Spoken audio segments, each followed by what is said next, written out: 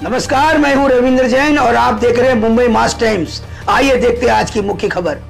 Review घेत आहे आपत्कालीन कक्षाचा मुख्यमंत्री म्हणून आता सध्याची परिस्थिती नेमकी काय? मला असं वाटतं की आता बऱ्यापैकी कंट्रोलमध्ये आलेली आहे। तरी काही भागात पाऊस अजूनही जोरात चालू आहे, काही भागात आजही रेड अलर्ट आहे।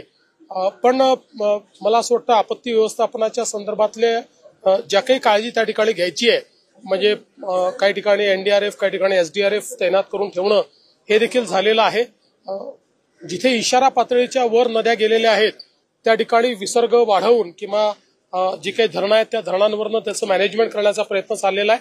आणि वेगवेगळे राज्यांशी देखील आपण चर्चेमध्ये आहोत आणि आपल्याला त्यांचं कॉपरेशनही मिळत आहे। त्यामुळे तेही आपल्या विनंतीप्रमाणे विसर्ग वाढवता आहेत। अजून जास्त विसर्ग वाढवण्याची आवश्यकता पडली तर आपण त्यांना पुन्हा विनंती करू। भरपूर झाली आहे, शेतकऱ्यांचं प्रचंड नुकसान झालं आहे। फक्त आणखी बरोबर ठोस असं पोलीस मदत जाहीर केली नाही, शासनाने पण आणखी किती वाट पाहायची? मला असं वाटतं की कालच मी हे जाहीर केलेलं आहे की पंचनामे करून सगळ्यांना मदत केली जाईल। 14 लाख एकर जमीन जी शेतकऱ्यांची आहे तिच्यावरचे पिकं हे पावसामुळे नष्ट झालेले आहेत।